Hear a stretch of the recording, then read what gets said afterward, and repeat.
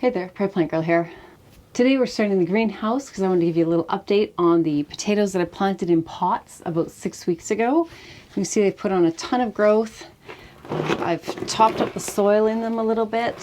When I first planted them, the soil was down, the level was down about here, so I just topped them up a little bit as they grew, and they're looking really good. So I have 3 pots in here that I planted with Gemson potatoes April 10th. And it's now May 22nd, and I think they're looking pretty good. But now I'm a little bit behind actually what I normally have for my planting schedule for getting my potatoes planted outside. So I really want to get that done. Usually I plant my potatoes around the end of April, beginning of May outside, which is about 3 weeks before my average last frost. But I just haven't gotten to it this year. I'm just, I don't know, taking my time getting my planting done, I guess. So I feel like it's time to get that project checked off the list. And I also have a bunch of ranunculus and anemones that still haven't been planted out of their little pots from forcing them. They're starting to bloom in their little pots. It's hard to keep them watered. And really, they'd be much more enjoyable planted out properly. So I thought I'll plant the potatoes in some large planters that I have, and I'll show you those in a minute. And I'm going to put the rest of the ranunculus and anemone around them. I think it's going to look fabulous. So come on outside. I'll show you what we're working with, and we'll get some planting done today.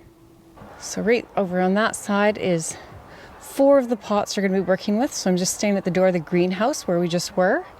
There's 4 pots. They're not perfectly leveled and set up right now, but I can move them around later. I really just need to get the planting done and stop dragging my butt about that. So there's the 4 pots on that side. And then scan over here, and there's 4 pots on this side. And you can see here I have some bags of sheep manure, composted sheep manure. I'm going to add those in here for some good nutrition, good fertility in the soil. And those are also the trays of anemones and ranunculus. And there's one more right here. I think that's all I have. So this one here, and then there's 1, 2, 3 trays there. So let's look at the potatoes and get these pots set up. I'm going to be planting out the rest of the Gemson potatoes that I have, and these are new to me this year. I just have a few, like half a dozen or so, 2, 4, well maybe a dozen in there left. So I'll be putting those in a couple of these pots. And then the bulk of my potatoes will be the red Norland. I grow these every year, and they've been sitting around in my garage for quite a while. It's cool in there, but they've really sprouted like crazy. Let's see if I can get some dumped out here. See, the sprouts are coming right through the bag here. So they're kind of hooked in there.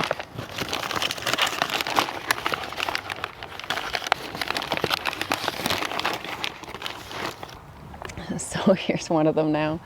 Now, this is not ideal for planting your seed potatoes, but they'll be just fine to plant like this.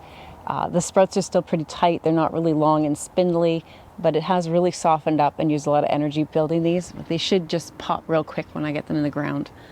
The Gemson are looking a little bit better. This might be a little closer to what you would plant normally, but this really will be just fine to plant and grow.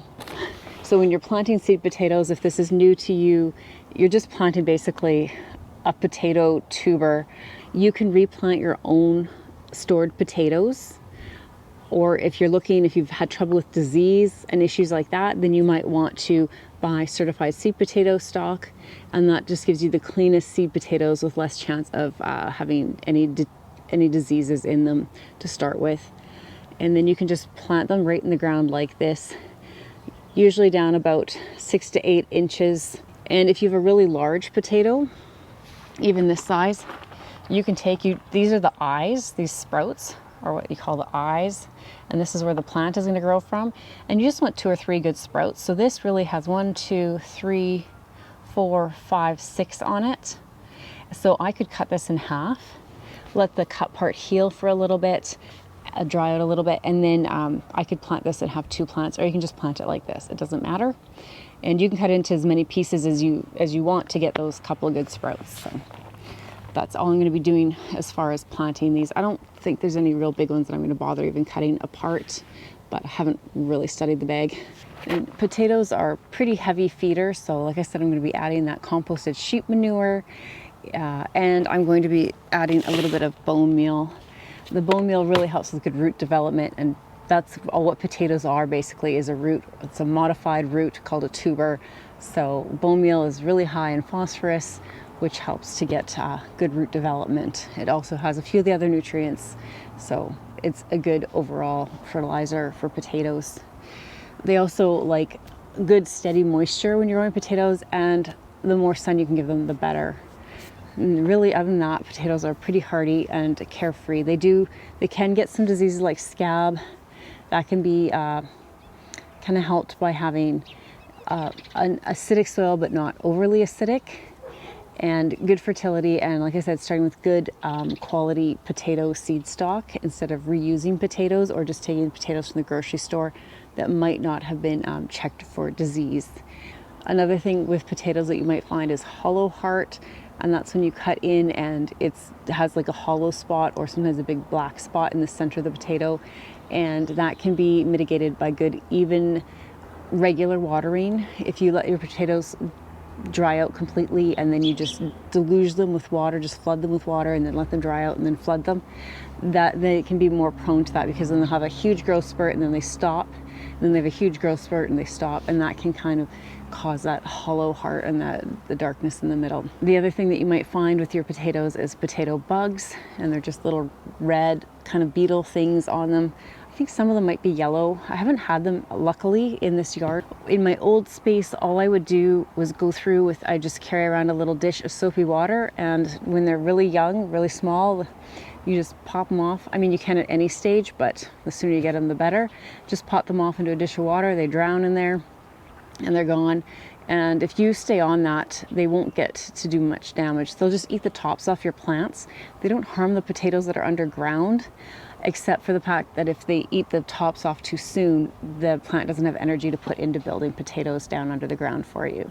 So it's good to get them under control quickly, and they won't bite you, they won't hurt you. So just knock them off and get rid of them that way. You can put diatomaceous earth and other powders on, but they're really easy to just knock off and see on the plant. So that's what I do.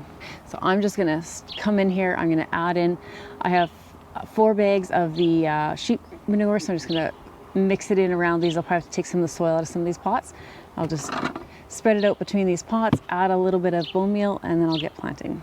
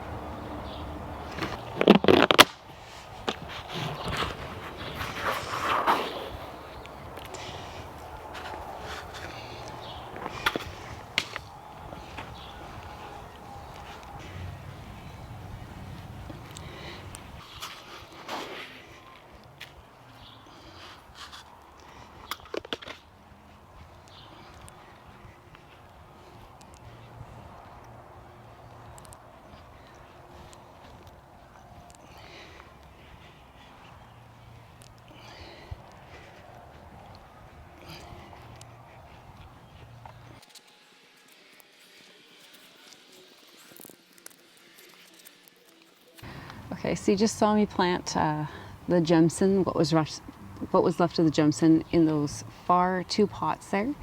And I just counted out what I had for the Norland, and I'm going to save these 2 pots for my sweet potatoes because I hadn't quite figured out where they were going yet.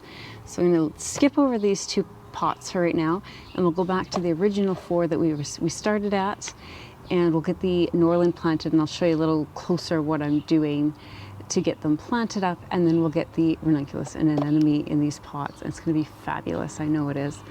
Okay, so these Norland potatoes are a little rougher than I thought with that first one I pulled out, but like I said, they're still fine. It doesn't really matter. I'm just going to take them and pop them out of my way for a minute, move their tag out of the way. There is drip lines run to these pots, but I don't have it hooked up through the bottom, so they won't actually be on drip unless I get that hooked up. And I never did hook it up last year. It's just easy to come and run a little bit of water out to a couple pots like this. I mixed in the composted sheep manure, and now I'm just going to take a good scoop of the bone meal. You could put it right down in the planting hole. I just kind of mix it around. It'll work its way down there. And these are very, very large pots. There's lots of soil room, lots of room for the potatoes to spread out and grow in here. I think I've measured before that they're close to 2 feet, 2.5 feet, something like that across. And then they're that deep again. I have 5 seed potatoes for each pot, except a couple had 6 just to use up the last 2 seed potatoes that I had in the bag instead of carrying over into another pot. And then I have those other 2 pots for my sweet potatoes. So I'm just going to spread them out. This is a good example of a size of potato you might want to cut in half, but again, I'm not too worried about it. So I just kind of evenly spaced them around the pots, and then I just take my hand and I just dig a hole down past my wrist. You don't have to go that deep. You can go only like 3 inches, but I find especially when growing in containers in an area that gets usually a lot of sun, we haven't yet this month, and a lot of heat, that when you get the potatoes really hot and the soil's really hot, they don't grow as well. So if you put them a little bit deeper, it just keeps the tuber cooler, and I just find it seems like they grow better. Now, I haven't done complete side-by-side studies. It could just be a year-to-year thing that's coincidental. But for me, I find they grow the best when I plant them just that little bit deeper. So that's what I do. I know as kids, we planted with my parents all the time, and we just took a spade, jammed it in the soil, and dropped a potato down. And they certainly weren't as deep as I plant them now. But that was down in the ground, where I think they just have more access to spread their roots down into cooler soil if they need to. And it was real heavy clay too, so you don't want to get too deep in there. So you can see I'm not worrying about which way these sprouts go or anything like that. Some people say, oh, plant, the one end down or whatever. No, I just dump them in there. They'll grow.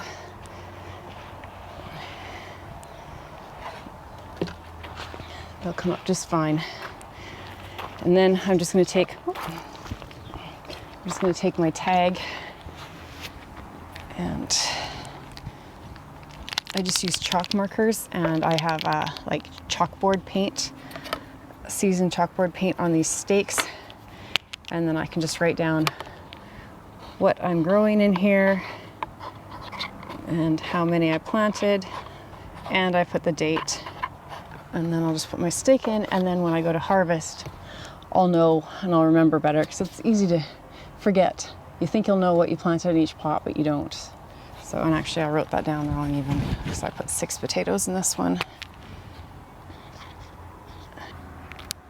So I'm just going to do the last 3 pots with the potatoes, and then we'll move on to the pretty things on top.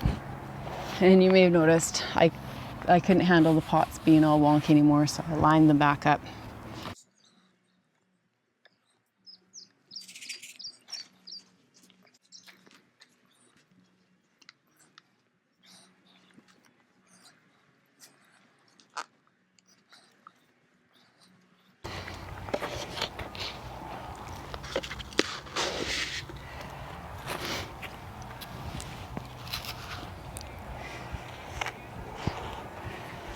So I spread the ranunculus and anemones out kind of somewhat evenly around the pots here. And then I have a few pansies left too that I didn't get planted this spring. So I'm going to throw those in the pots as well.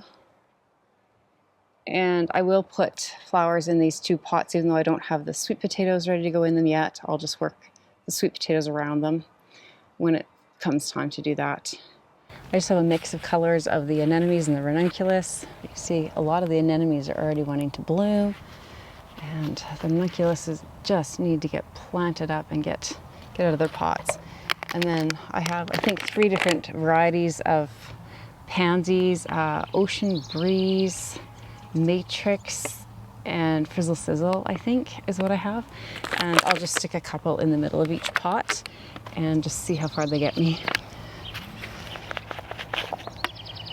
Look at the roots on these. Like, they so need to get out of these pots. And I thought it'd be nice to put them in pots because then it's easy to collect the corms up later when I need to collect them up to store them for the winter. Because when you put them in the ground, sometimes it's just a little more tricky to get those corms pulled up. So I think that'll work well to get them pulled out of here. When I'm harvesting the potatoes, I can just pull the corms out if I haven't done it already. And the potatoes should easily grow up around these plants.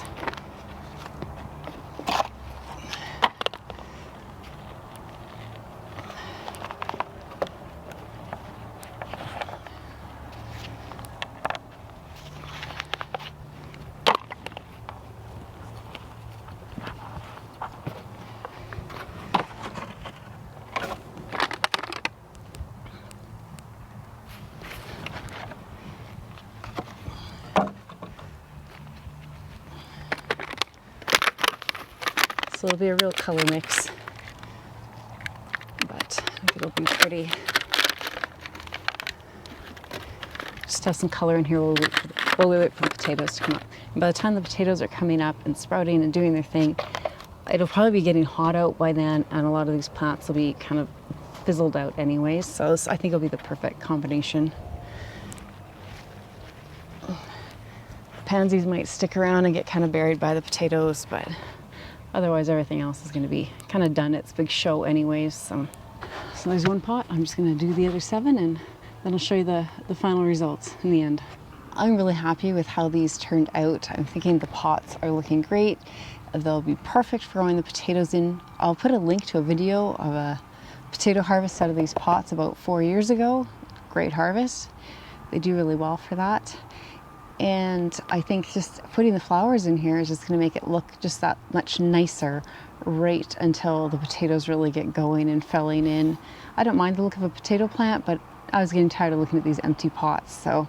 And I was just having trouble deciding where to put all of these spring flowers and just kind of dragging my feet on it. So this, I think, is the perfect solution to that, and it gets a couple of projects done for me. So I'm going to give you a backed up view because these pots kind of line the entrance to my greenhouse, and that'll give you kind of a look at the space we're working with here, and then that'll do it for this project today. So thanks for watching, and we'll see you next time. Bye.